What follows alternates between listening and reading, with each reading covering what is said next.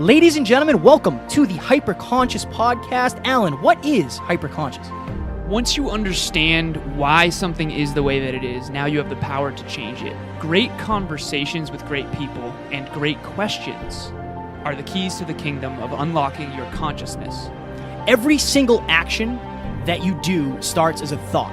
When you control the way you think, you will control the way you act, and you will control the way you live. That is hyperconscious.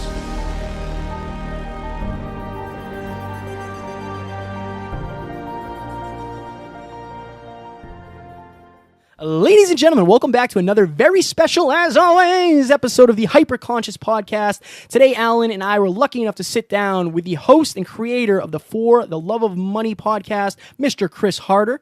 We had Lori Harder, his beautiful wife, on episode 34. If you have not listened to that, please go back. This is their couple. They're a couple that's just unbelievable. I believe this is the most valuable rep we've ever done. Chris's mindset around money is super abundant. He's a super generous human being and just amazing amount of value. Yes, in this episode, we talk about things like how not to be afraid of money. We also talk about relationships and how if you don't grow together as a couple with a person you're dating, then you're going to struggle. And, Chris just has so much life experience and he dropped so much knowledge. Yeah, he did. He talked about the core values necessary to build a foundation for a long-term sustainable relationship, and then just a ton about financial competence. So enjoy this one. You guys will love it. Bye. No. Geographically?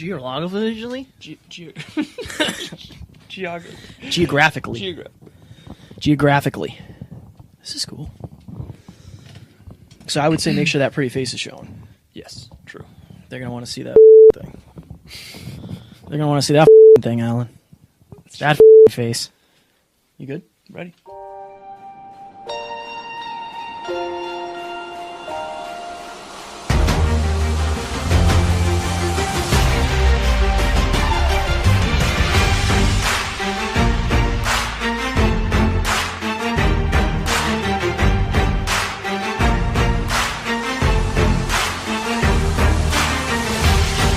Ladies and gentlemen, welcome back to another very special, as always, episode of the Hyperconscious Podcast. Today we have a super special guest, Mr. Chris Harder, the host and creator of the For the Love of Money podcast. I have been listening to it, and I am loving it. Chris, how are you today? I am awesome. I'm honored to be on with you guys and can't wait to see how this unfolds. Oh, we can't wait to pick your brain about finances and all things money, but first, we always talk about how we get the guests on, so I'm going to kick it to Alan, and he will explain. Yeah, so hello, everyone. Thank you for listening. So I met Chris in person finally. We had a few exchanges on Instagram direct message because, as you all know, we had his beautiful wife, Lori Harder, on the podcast for episode number 34. Definitely go check that out.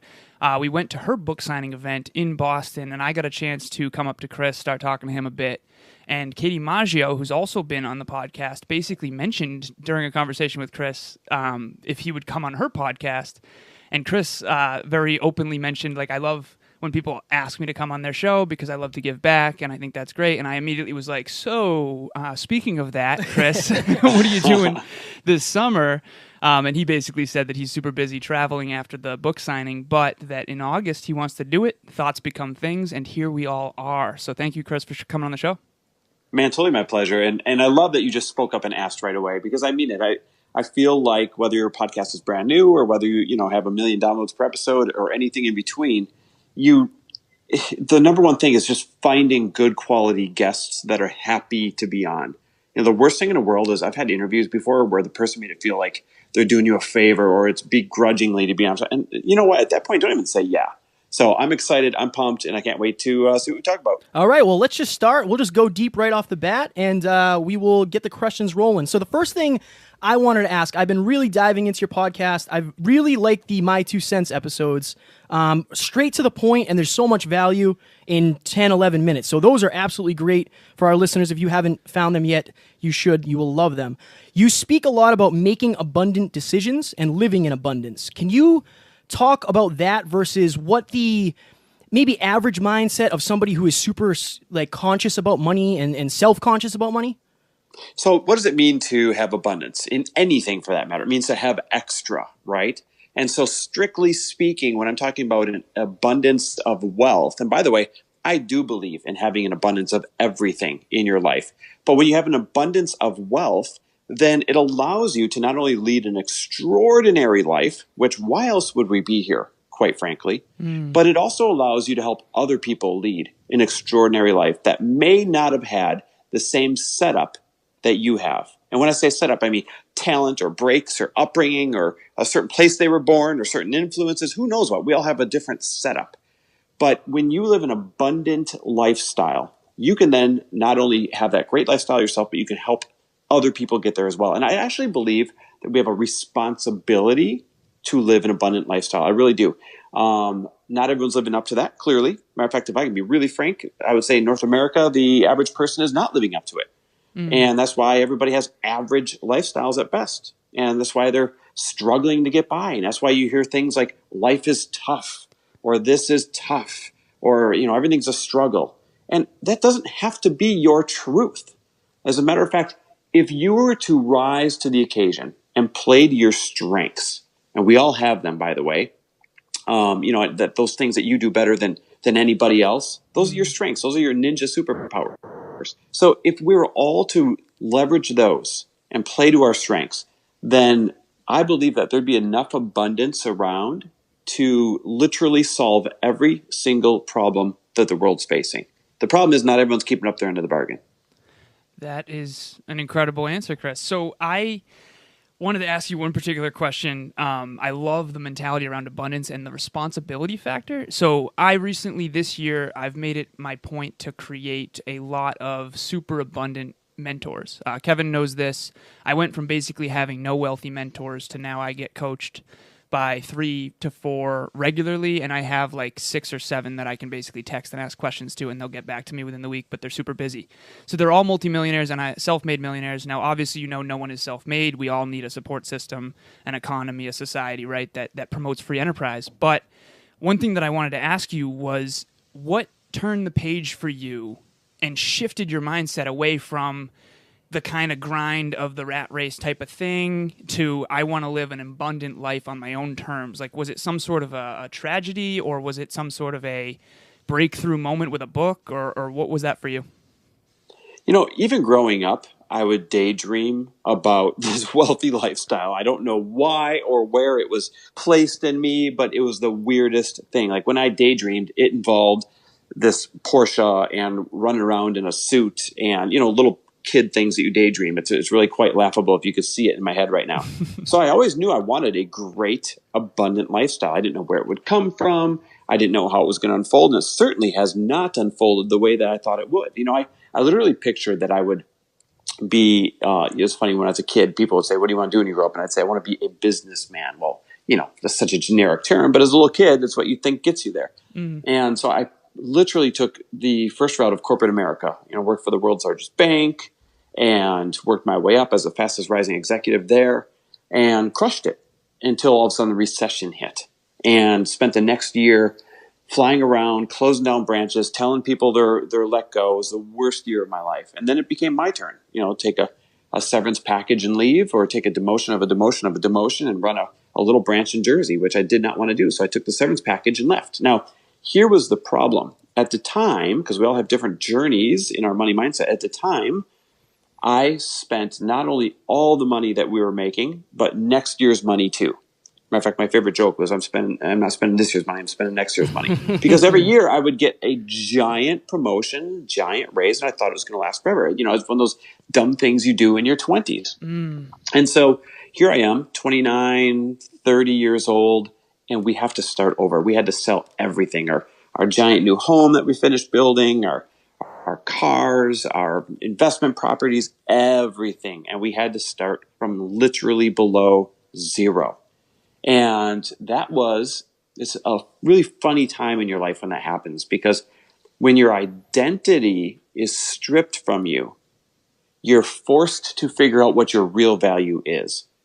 And that was exactly the scenario for me. My identity up to that point was my title at work and how many people I was leading and how big of a paycheck and how big of bonuses I could make and how nice of stuff I could have. and most of all, how good of a provider I could be for Lori and, one day our family. And when that was stripped from me, I was forced to say, well, what true value do I actually have? And that was probably the best moment of my life, ironically. The worst moments are always the best moments simultaneously. And it was when I was forced to figure out, am I resourceful? What do I bring to the table? What can I help other people with? What are things available out there that I have never once considered before that could bring me a great lifestyle? And you know what's funny? Even during our worst, brokest moments, there was never a doubt or a lack of desire for a super abundant lifestyle. That part never went away. Now, what had to change was how I would plan to get there and how I planned to take better care of money, et cetera, et cetera. And so that then became my new identity, was I'm going to help inspire other people to, play at the best of their ability and to think bigger and to have higher expectations of themselves. Because by the way, when I was examining what got me where I was in the first place, in terms of being one of the fastest rising executives at the world's biggest bank, it was because I was good at those things. I was good at pulling out the best in people on our team. I was good at making people think bigger and therefore accomplish bigger than what they were doing before. So I'm like, why can't I just do that for everybody on my own? Now, did it happen overnight? Hell no. But that was what got the ball rolling that, kind of placed us where we are today. I appreciate you sharing that more than you know, because not everybody, but a lot of people would see you trading in the Ferrari for an Aston Martin and say they would just assume that was your life always. And obviously I've listened to the podcast, so I understand that that's not the case, but I think that people have to understand that every single person has struggles at some time in their life, and maybe you're not seeing them now, and via social media you most likely won't see them, but everybody had the struggles at one point or another. And I think that you sharing that now, that where you are now, is just so important for perspective, and so people can kind of have sort of a blueprint to follow, if you know what I mean. Well, I appreciate that. And Lori and I have always committed that we're going to share everything, right?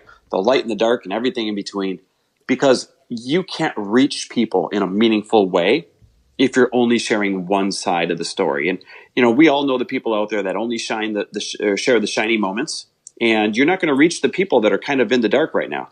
Yeah. And likewise, the reverse is true. There are, people out there that all they do is share the complaints and share the problems, and they don't share any of the positive side or the wins. Hell, they probably they don't even know how to find them anymore, even though they're right there in front of their face. And so you can't be on one side of the coin or the other. We have agreed, Lori and I as a couple, that we're just going to share the whole damn thing. I love that. Did you ever deal with vilification of money? Did you ever, growing up, think that money, I know you said you wanted to be a businessman, but how can we share information with people so they realize that being wealthy does not mean you're a bad person? It makes you more of what you actually are. Like your quote behind the podcast, when good people make good money, they do great things. I absolutely love that, because I think so many people think the opposite of that. Yep, totally. And so you said it, you nailed it. Money is nothing more than like alcohol. It just makes you more of who you are. It just amplifies it, right? And inherently, most people are good people with causes that they care about and people that they care about. And so, if you're living paycheck to paycheck, how much can you really help your family? How much can you really help your friends? How much can you really help that cancer charity or that children's charity or whatever your cause is? You really can't. But when you have an abundance of wealth because you're willing to do what it takes to get there, now you can help your families. Now you can help your friends. Now you can help the causes that you care about. And I'm telling you, it's literally our responsibility to step up to the plate and to do it. Now, your question earlier, kind of buried in there, was there ever a moment where I vilified money or where I fell victim to that? The answer was no. As a matter of fact, I wondered what was wrong with me. And here's why. Growing up, I would hear people vilify money and vilify the wealthy, and I couldn't figure out why. I remember growing up and knowing two things about myself for sure. Number one, I really desired nice things and to lead a very wealthy, abundant life. And number two, I was super, super generous. I mean, I was, even in high school, the one that would pick up dinners out and that kind of thing, right, when you have no money. And I had trouble reconciling, because of the way the world is, I had trouble reconciling, wait a minute, if money's so bad, if wealthy people are so bad, then who pays for the charities? Mm-hmm. If wealthy people are so bad, then why do I want nice things and money as much as I want to help other people? Like, that doesn't make sense according to what the average person was saying. And it wasn't until I was an adult, of course, I was able to reconcile on that. As a matter of fact, you know what they always say? They say you teach what you need the most, hence the podcast. So I needed to be able to sort that out in my mind and figured out, hell, let's just do it out in public. But it's really funny if anyone else feels that conflict. They hear that money is vilified and that the wealthy are evil or greedy or whatever it is that you hear. But inherently that if you had money, you would do awesome things. Then you need to change who you're listening to, and you need to go out and seek the positive propaganda and the positive influences that are going to reinforce the life you want to have, not continue reinforcing the life that you currently have. So that you're absolutely blowing my mind, Chris. This is everything I thought it would be. So first and foremost, thank you. I noticed. So I'm super into fitness. Kevin is as well. I know Lori and you are very into fitness. And when you sort of have gotten to a certain level of mastery in a particular field or craft, in this case, natural fitness, for me, I notice a very strong scarcity mindset around nutrition and food. And like people have a very, negative relationship with food. And that jumps off the page for me constantly. And the reason is because ever since I started tracking macros and tracking calories and got in control of whether or not I want to build muscle or burn fat, when I started learned the game, learned how to play chess, so to speak, and now I can kind of move the pieces and put them in the right places in order to get the result that I actually want rather than just kind of being afraid of food. I noticed that jumps off the page left and right for me. Do you feel that way when it comes to money? And like when you talk to people, do you see that they have a fairly toxic relationship with money?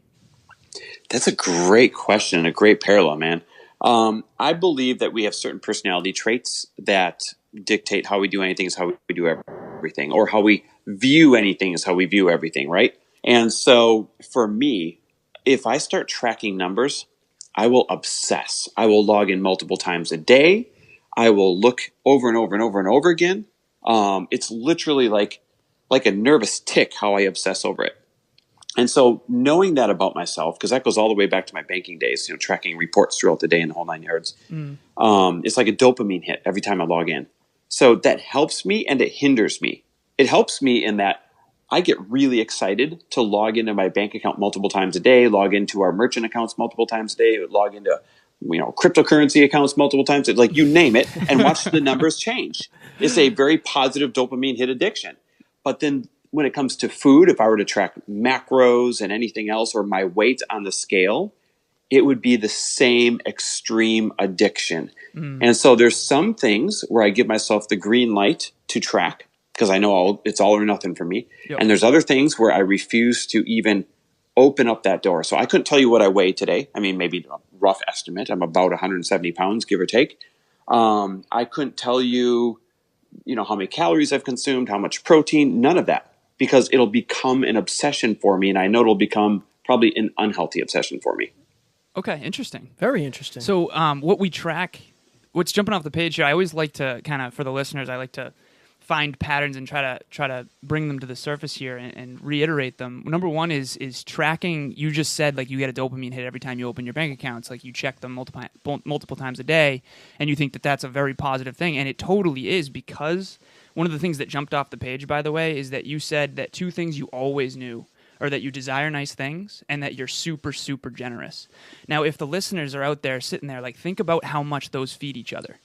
You want nice things, and it gets you to go create wealth, and then you're super generous with that wealth. So each of those are kind of feeding this symbiotic relationship upward, which is super, super awesome. The other thing I wanted to say is that whatever we track gets our focus, and whatever we focus on tends to improve. So I do think that it's super important that people start to... I know that stepping on the scale is hard for some people. I know that looking at your bank account, especially when things aren't going well, is hard for people. But I think it's super important that we do track those things. I personally have a flashcard that I write out every single day: bank account balance, friends, mentors, dream team, all of that. So I just wanted to give that to the listeners. And I think Kevin is itching to ask you a question. So. I am, Chris. Man, I love that. Let me just say, I love the fact that you have a flashcard that you track every day. That's such a cool thing. Multiple things on it, it sounds like. That's really, really cool. And that's what I think what you're saying is this. Anything that you want to improve right now, you should be tracking. And that absolutely is truth, because what you focus on grows. Love it. Yeah, absolutely. Thank love you that. for saying that. That's exactly what I'm saying. Yep. Alan is next level. He does his morning routine every single morning, and that's what I wanted to ask you about. I did your protected time thing this morning, and I didn't realize, Chris, how much of a difference that would make, just not logging into social media upon waking up. So I woke up at 5 o'clock. We go to the gym at 6 every morning. I tried to text him, and he's like, "No, man, leg day." Yeah, Like, it's leg day. I love it. So dude, we got to prep usually, for this interview with Chris. He's like, "Nah, man, leg day." so usually I'll wake up and I'll have 17 missed text messages. I mean, you know how it is. You probably have hundreds. So this morning I woke up, I rolled out of bed, I made my pre-workout, I went into the living room, I started doing yoga, I started stretching, I listened to Think and Grow Rich, and Chris, I can't even. So I need to thank you. I need to thank you for at least giving me the opportunity to try doing protected time. And can you explain to the listeners what protected time is and how they will benefit from it? For sure. So the premise of protected time is that it is that block of time that you set aside every single day for you to become the best version possible of yourself, so that you can then be this awesome, ninja warrior for everybody else that you need to serve that day. And here's where most people go wrong. Instead of having protected time to start their day and do whether it's workouts, meditations, prayers, reading, podcasts, whatever it might be that serves you, instead of starting their day that way, what do? They wake up and they start taking inventory of all the stuff they, quote, have to do. And then that kind of makes them feel a little bit overwhelmed. And then they get a little bit resentful. And then they go out there and they rush to work. And, they think that they're working so hard and they're sacrificing themselves to serve everybody else. And that's a noble thing, right? And I understand why people think that way, but it's actually a shitty thing to do. What do you really want to do? Do you want to give this 50% kind of resentful, kind of tired version of yourself to everybody all day? Or would you rather give this 120% super excited, ready to crush the world, filled up for anybody that needs you version of yourself each day? And I choose the latter. And so that's why from the time we wake up, which happens to be around 7:30, anywhere between then, to 10:59 a.m. every single day, you cannot get a hold of us unless you're like a close friend or family. That is the time that I wake Lori up to a mantra. I'm happier, healthier, wealthier, more fit than I was yesterday every single day, and I make her say it back to me. I roll right over. I do a 60-second quick prayer of gratitude, just saying thank you for anything that comes into my mind for about 60 seconds. And it's different every day, just taking inventory of the little things I'm grateful for. And I go downstairs, we have coffee, we grab our books, feed the dog, and we start reading. And then we'll do our meditation. And then we'll go to the gym or whatever our workout is of the day. We try and mix it up quite a bit. And it's when we get back that everybody can then get a hold of us and schedule interviews and podcasts and everything else. And listen, are there exceptions once in a great while? Yeah, but we're talking like Oprah-sized exceptions. If you're not Oprah and if you're not Richard Branson or you're not Mark Cuban, good luck. Yeah. Or Kevin Palmieri or Alan Lazarus. Yes. Of course. That is awesome. I have a similar ritual with my flashcard every morning, and then the gym too. I always think starting with your body is super important. Get the physiology rolling, get the blood flowing, and solidify your mindset in no one will outwork me. I got that mantra from The Rock. But that's huge. I got to do a better job, though, with protected time because I do think I've fallen a little bit victim to not filling my cup first. Kevin, do you have another question I can tell you, Richin, as well? No, go ahead. Oh, okay, cool. Yeah, hammer it. So one of the things that I wanted to ask you was mentors. I always talk about the power of mentors on this podcast because I think there's a lot of intimidation to try to talk to someone like you, Chris, for example. You're trading in cars for cars and they're, more than some people's homes, right? So it might be intimidating. I was a little intimidated coming up and talking to you as well. And I had the courage to do that. And had Katie not mentioned the podcast thing and you saying, oh, I love when people ask me to be on podcasts, would I have had the courage to ask you? I'm not sure. Which in hindsight, next time I'm just going to ask. But one thing I wanted to ask you is what mentors did you have? And we always say, obviously, you're the sum average of the 5 people you spend the most time with. When did you start this whole mentor thing? What mentors do you have, and do you still have some? What a great question. I've had mentors before people were talking about mentors, right? And I didn't know that I was seeking these people out. It just was intuitive to me. And so the sexy answer would be this. Oh, it's like Tim Story and my friend Lewis Howes and all these big names that I could give you for today's mentors, except the mentors that really mattered were the ones while I was really trying to get going. So when I dropped out of college, and yes, I dropped out of college. Matter of fact, I was kicked out of college after 2.5 years there. I got into the car business. And I remember my parents were devastated, and I was excited because I just had this urge. I wanted to be out producing. I wanted to be out making money. I hated learning at the time, at least in the structure that college was. And so I got a job in the car business. And there was a guy there named Ron Vigil. So not a sexy name, not a name that anybody would recognize, but he was running the finance department at the time. For some reason, Ron liked this little punk 20-year-old kid and took me under his wing. And he taught me sales. He then promoted me to the finance department after just 3 months because I became the top salesperson right away out of 25 people there. And then he taught me leadership because he brought me into the finance department and then eventually gave me the finance department when he got another promotion. He taught me how to go about life because he had good, healthy habits. He worked out. He had a good marriage, you name it. And so sometimes it's those people that are a mentor just for a few years at a time that other people will never know of that make the biggest difference in your life. And it is Lori and I are big on tribes, and they're going to make or break you. It is my absolute goal right now to surround myself by nothing but people who will make me think bigger, who will hold me accountable, who will expect more out of me, et cetera, et cetera, et cetera. And that is when you not only gain momentum, but keep momentum in your life, right? It's one thing to gain it. It's another thing to keep it.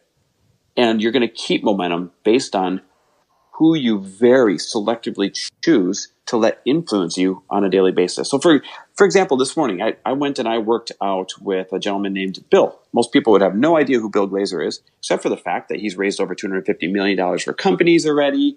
He has another couple of startups that are about to be worldwide famous, working with a bunch of A-listers, but you would never know it. And one of the reasons why I went and worked out with Bill this morning is because I thoroughly love who he is as a human being, the way he thinks big, how tactical his mind is, and he's a positive influence on me.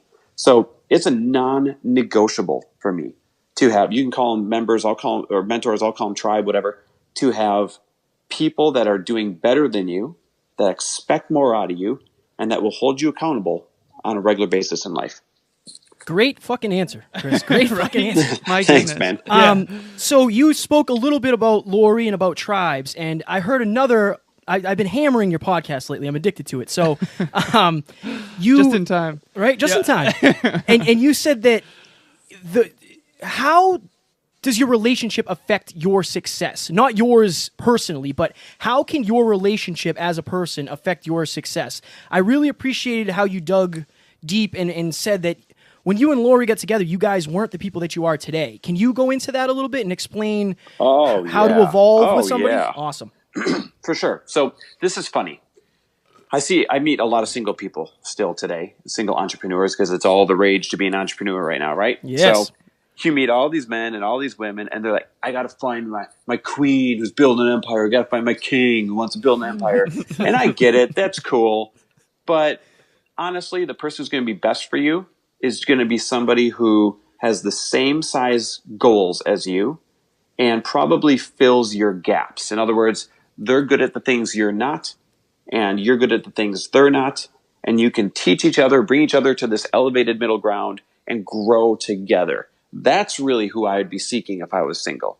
And Lori and I, when we met, it's so funny. It's so different than the Lori and I that you know today. We've been married 13 years, together 16. We met when she was 21 and I was 24 in the Midwest. And I remember 1 year after being married, so we got married when I was 27, she was 24. So I'm like 28 at the time, and she's probably 25, 26. I remember a year into being married, we're living in Milwaukee, Wisconsin at the time. It's 4 a.m. We're laying in bed. We had just gotten back from the clubs and an after party. And I remember looking at her and saying, I feel so fucking bad for the people that ever stop doing this. Like, isn't that so funny how far, because now we go to bed at like 9 p.m. 9:30. So it's so funny how far you come and how different you are. But you got to take a look at the evolution of the story. I didn't seek somebody out that was already militant on the number of hours of sleep that you get and routine and, positive thinking and all that. I just met somebody that inspired me because she had some big dreams. I inspired her because I had some big dreams. She was good at things I wasn't, and that intrigued me. And I was good at things that she wasn't, and that intrigued her. And we made the conscious choice to grow together. The most important thing you can ever do with a significant other when it comes to your business and your relationship is to make the agreement to always try everything on for size. You don't have to keep it on if it's not a fit for you, but you have to at least, without making a fuss over it, agree to try it on for size. Because listen, from 21 to 25, 25 to 30, 30 to 35, and now I'm 40, you become wildly different human beings. You might as well be changing names. You become such different human beings. I'm not kidding, right? You go from Tom to Harry to Dick to whatever. Yeah. So, Alan's at Dick right now. Yeah. Yes. So when you become such different people, you are no longer the same person that your partner fell in love with 5 years ago. That's just a fact. So true. And so you have to choose to grow together. And you have to choose to try each other's new ideas on for size. And quite honestly, the number of ideas that Lori's had that I thought were the stupidest things on the planet, because I was willing to try them on for size, they are now a part of our everyday routine. And I absolutely love them.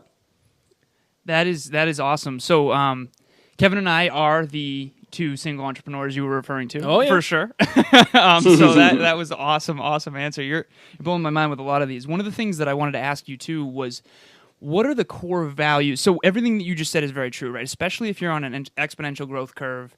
We often say on this podcast, if you have huge goals and dreams, it's going to force you to level up and grow. And it's going to force you out of your comfort zone into challenge, right? If you want to squat 500 pounds, all of a sudden every day you got to be foam rolling, you got to be hydrating, you got to be getting enough sleep, you got to be in the gym, right? You got to be eating right. So big goals, big dreams force you to grow, which forces change upon you, which is what you were just saying. So my question for you is the foundation, right? So you said yin and yang, choose to grow together and commit to that.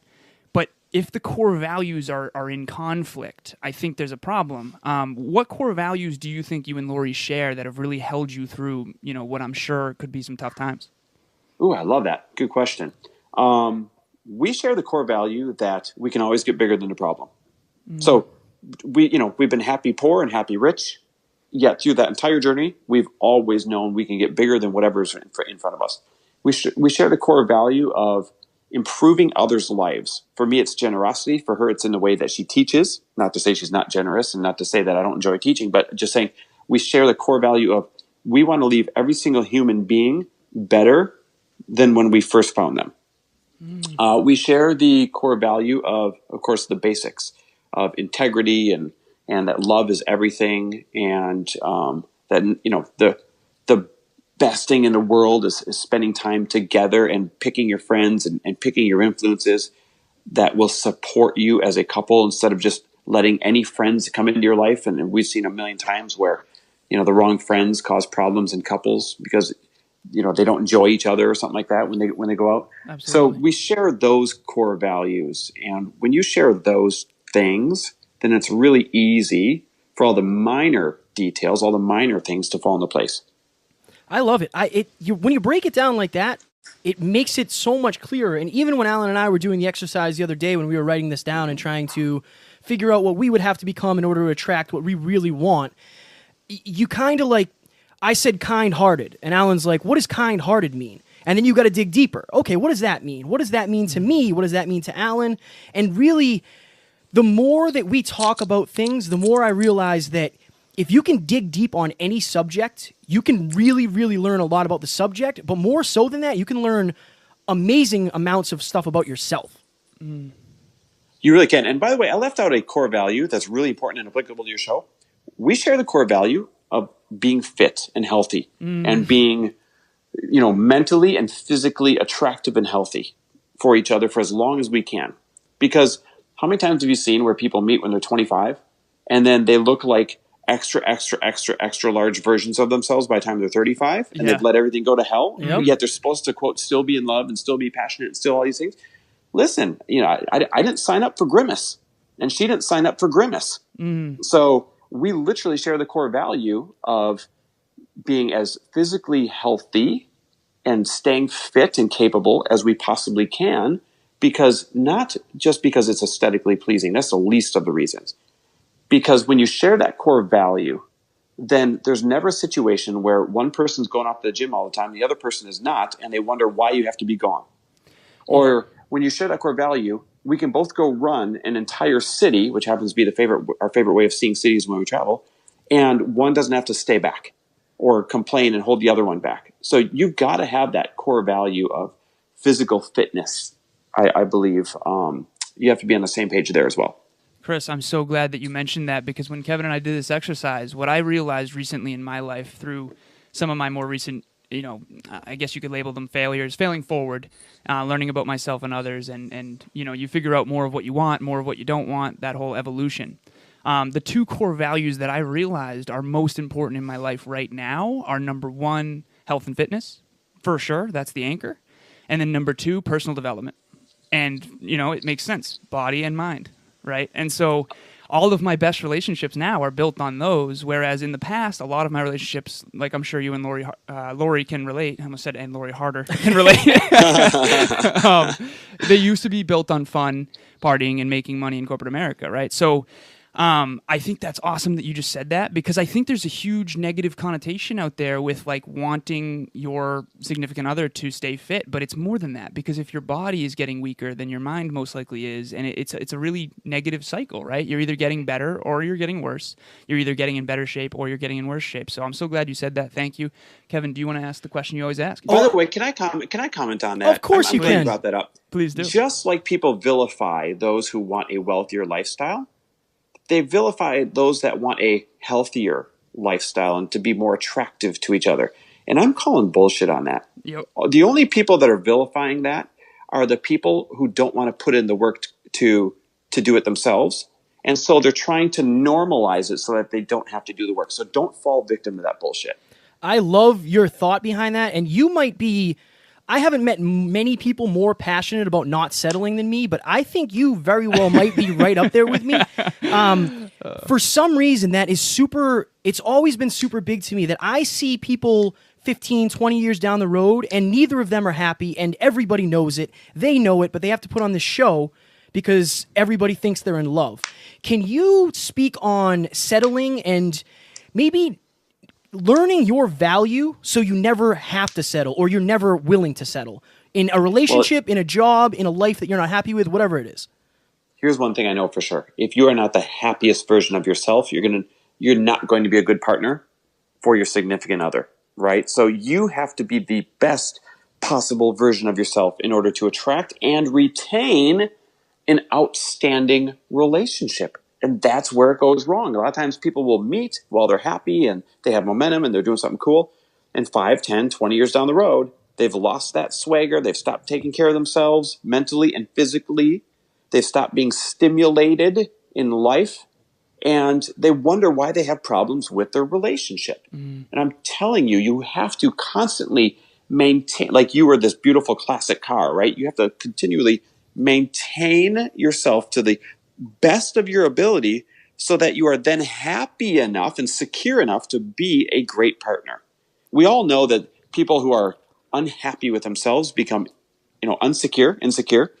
And when you become insecure, you become a very shitty partner. I've got a great example. During that year when I was flying around closing out branches and firing everybody, I gained 30 pounds. Wow. Because I would take the first flight out of town in the morning. I'd fly to some random ass city like Rapid City, South Dakota. I'd walk in, I'd close down the branch. I'd have, 10 one-on-one conversations. We're letting you go today. I'd have 9 out of 10 people swear at me and cry at me. And then I'd have to go home go to some, crappy little hotel. And what would I do? I'd grab a couple of beers and burgers or whatever comfort steaks, whatever comfort food I could find, because I thought, damn it, if I'm doing this for the company, then I'm going to treat myself to really yummy, great meals every single night, because I was miserable, right? So I was finding short-term joy. Now, here's the problem. I gained 30 pounds. I was doing a miserable action day in and day out. I did not like myself whatsoever. And I became a really shitty partner for Lori. And so we would not be together today still if I had not course corrected and gotten back in shape and worked on self-development and done all the things that everybody else kind of puts off. We would not be together today, I can guarantee you.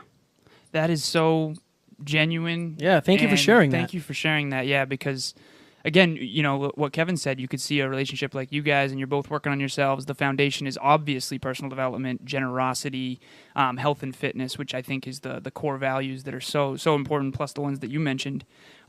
So I have so we're looking at, what do we got right now? We got 10 minutes. 10 more minutes. So Kevin has a question that he always asks the guests, so I want to leave time for that. But I had sort of a selfish ask here real quick. And it's not anything of you, it's just your knowledge. I'm trying to pick your brain.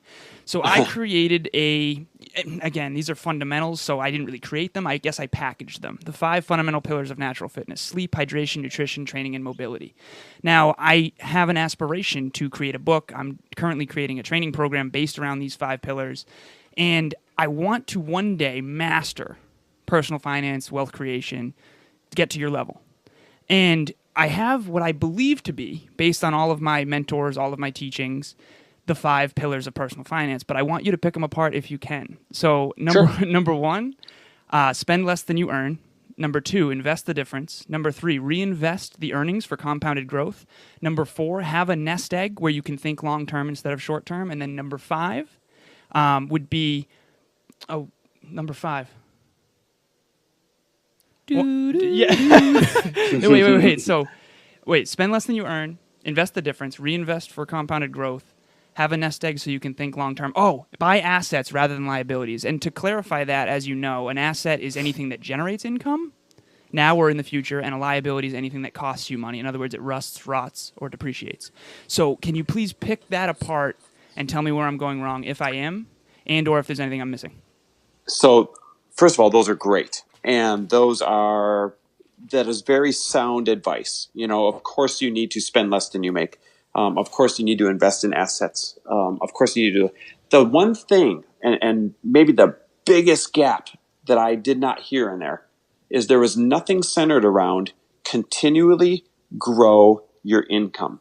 Because your income is the tool that when you focus on growing that, makes it easier to save, makes it easier to invest in assets, makes it easier to have extraordinary lifestyle, makes it easier to do all those things. And the problem with everybody concentrating on saving only is it becomes a scarcity mindset. They become obsessed with, where can we cut back? I know we're not watching much TV. Let's cut the cable bill. And where else can we cut back? I know we could go down to one shared cell phone. Where can we cut back? Oh, I know. Let's stop going on vacation.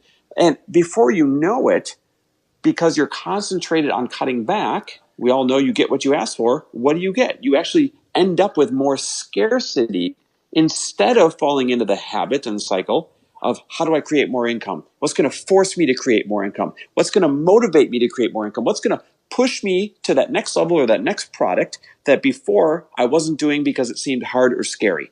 So sometimes you need to create situations that force your back against the wall so that you are forced to go seek additional income and additional revenue. Wow. So you got to find a fine balance in there. One of the pillars has to be continually increase your income, because your income is the tool that will make all the other pillars much easier. Interesting. That's the lifeblood of the other pillars. Yep. Wow, that you just blew my mind. So one of my mentors, he's the CEO of Astrodyne Technologies, and he basically said to me that when he first came in there, he had a giant sales meeting with the whole company, and basically said, listen, we are not going to cut our way to growth.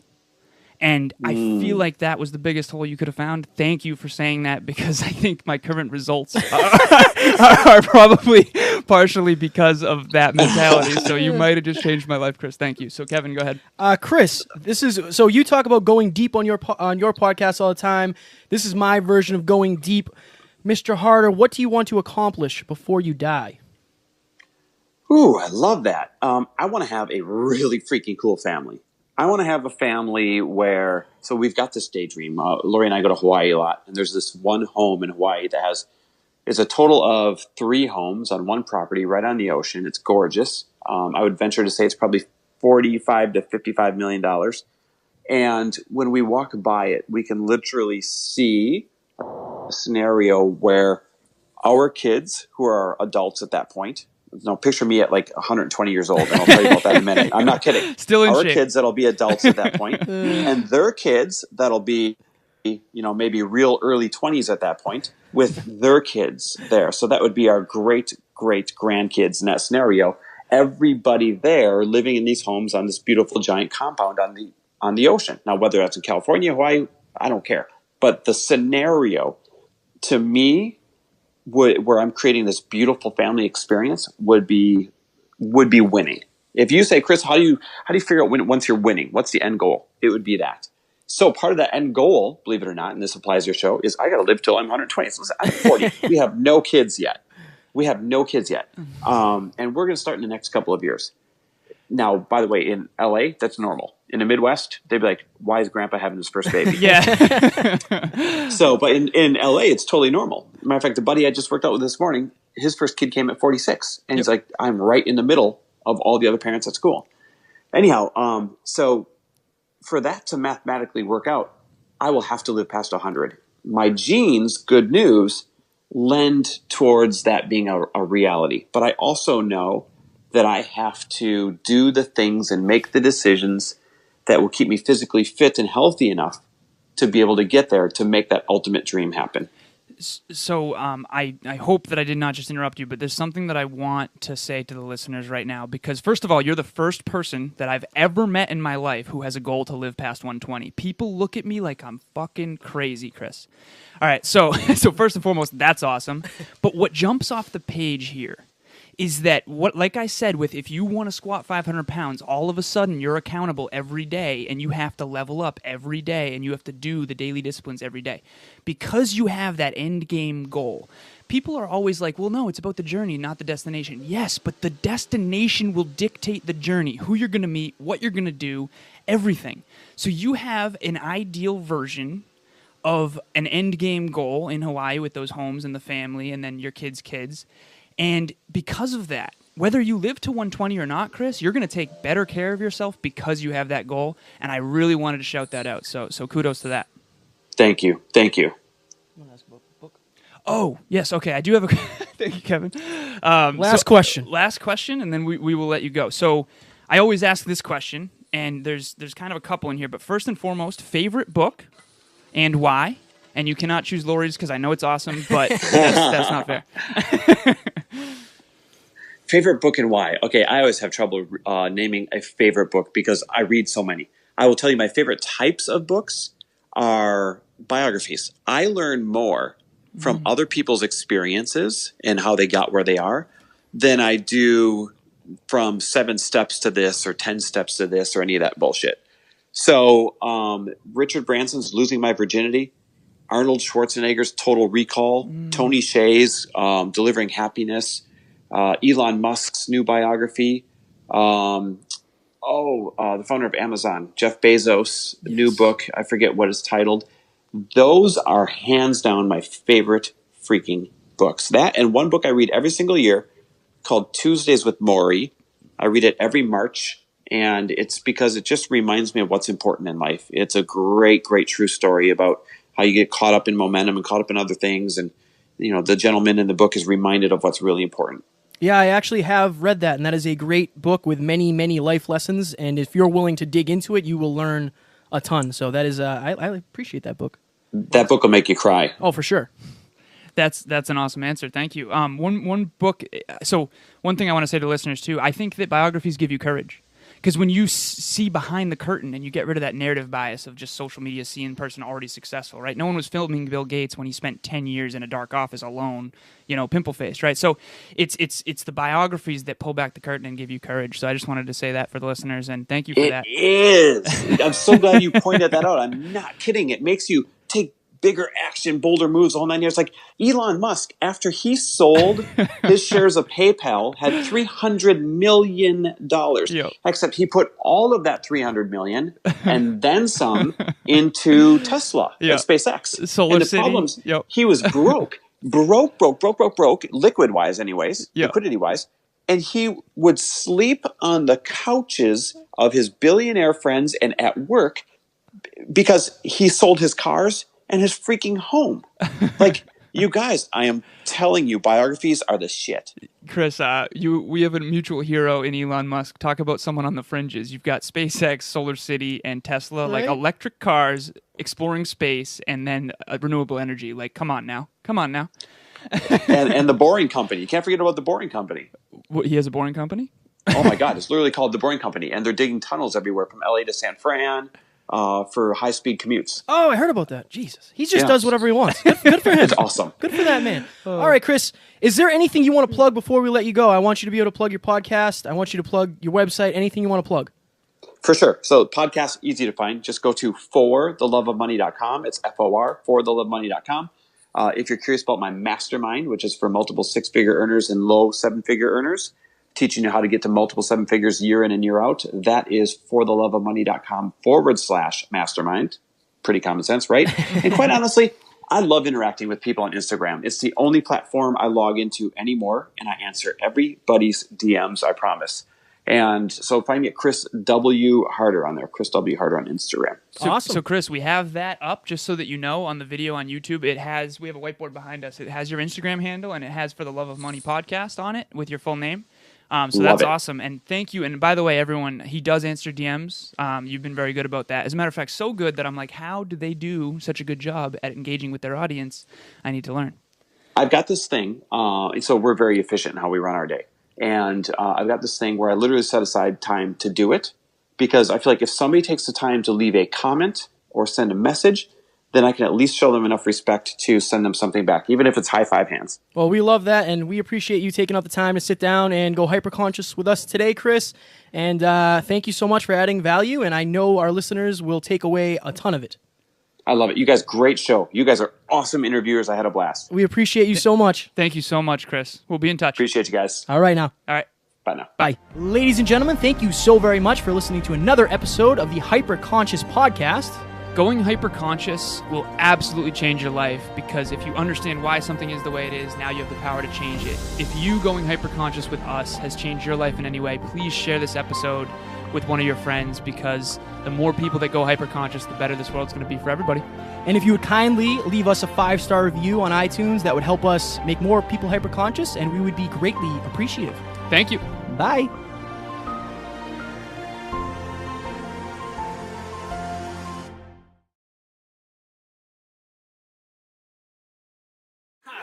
Oh shit! I got there eventually. Get it, girl. So we're good Get now. it, girl. Drop it low. Take it to the flow. Watch me roll. Watch me roll. I don't even know the song. You do or don't? I don't. Yeah, it's not. Not good. It's not good. Let me send you the Mama Zani rep real quick. Please, for the love of money, do that. When I almost fuck up What a that? great fucking podcast name, by the way. I know. You kidding me? I know. Like really? For the love of money. I thought hyperconscious was good. Well, I think it is the best. It is the best. Interesting. Share our experiences. You're sweating so bad. Oh, I know. We are in a sauna. It's hot. Why? Why? Oh, Oh, dude, 100%. yeah, Right? good point. Excellent. What are we doing now? It's I my totally forgot. Yeah. I'm just sending What this are we to you. doing besides sweating? person. Turn link sharing on. Anyone with the link can edit. Get it, girl. Get. Your email inbox overwhelms me. I know. I don't know. Okay. I don't have any important Don't emails ever. Except for the ones I sent. I sent you one. I know, but Look at that, Alan Matthew. I know. I got it. Oh, Don't you worry. did. You I don't fucking know what it means. Click on that. See, Matt already got back to me. So, Yeah. That's what good friends do. All right. First of all, I saw the video before anybody else saw it. First of That's a all, fact. that's from the movie. See. So are we done now? No. What are we doing? The end of Chris. Jesus, man. I know. It's hot in here. It's getting hot in here. My balls are sweating off. Up next, we have thoughts are things, and thoughts become things. So, yeah, no, I get the idea. But Throw me in the deep end with the shark stock. this is going. This is the beginning of the Mama Z episode. I don't remember how to fucking do this. It's the beginning. It's the introduction of Mama Z. Oh, ladies and gentlemen, welcome back for another today's guest. Next we had... We have Chris Harder, the host of the... Dude, you're fucking ridiculous. It is. I remember my first time podcasting. Do you? Do you? Man, mine was a year before you. Today, we were lucky enough to sit down with Miss Caroline. That's not a she's not a miss. Mama? That's a good one. Yeah, dude, it's fucking next level health. You look like you just went swimming. Ladies and gentlemen, welcome back to another very special, as always, episode. But I didn't ever want to have to not kill myself, and I did that too. And I didn't, so I'm here. Right. Why is this not... Oh yeah, because you can't do more than fucking 15 seconds. Instagram is so stupid. Yeah. On the stories. I don't understand that.